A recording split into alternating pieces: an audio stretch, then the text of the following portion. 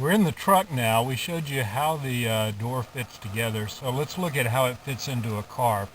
This is actually a Dodge Ram, an early Dodge Ram pickup truck, and it's not going to look exactly like the Jeep Grand Cherokee or like some of the different models that may come with this. If you add a center console or different options, it'll look different.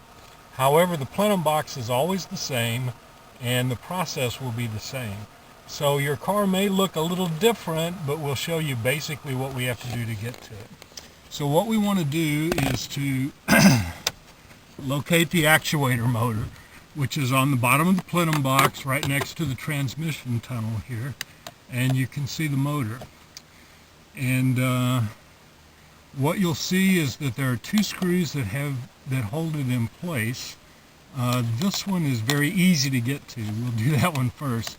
And there's another one that's back on the back side of it that's very difficult to hit, and then this is just an alignment key on this side of it. So we're going to remove that motor.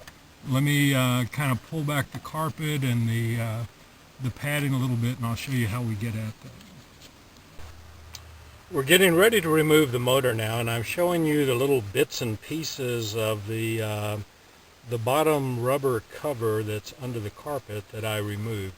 And if you do that, it's much easier to get to the screw. Now, you may be able to do it without, cutting a little hole like this, but it certainly makes it a lot easier. So you can see up under there that I've kind of, cut a little hole in there and gone right down to the bare metal. That makes it much easier to reach that back screw. If you don't do that, it's even more difficult. So we're going to go ahead and remove the motor, and we'll be back. Okay, I got the two screws out of the motor and pulled the motor down.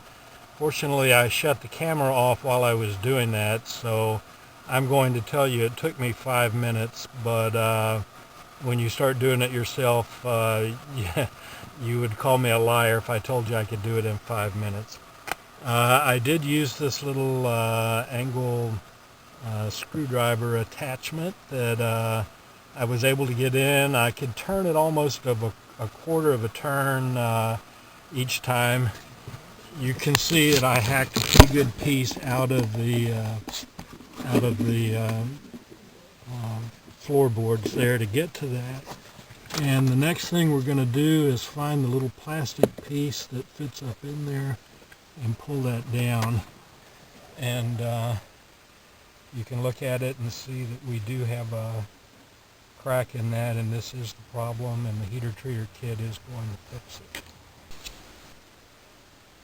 Okay, we've gotten the motor off. We pulled off the plastic connector, and it's not going to be easy to show, but you can see the new component that we installed, and we've now got a stainless steel connector in there. We'll put the motor back on. Really, the orientation of the motor doesn't matter. The system will calibrate itself, so it's just a matter of putting it back together. I am going to put a hex screw on the back instead of using that little Phillips screw again, mainly because it's easier to tighten it back on there. Anyway, that is the process. You can turn the axle manually now, so go ahead and start the car, and make sure that you can switch from heat to no heat with your fingers. And once you've done that, if you're not getting heat, then the issue has to be with the heater core, and I'd suggest a good radiator flush. Maybe try and get more heat into it.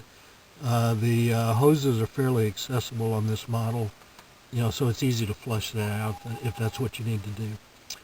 Anyway, that's where we are, and that's what the kit looks like.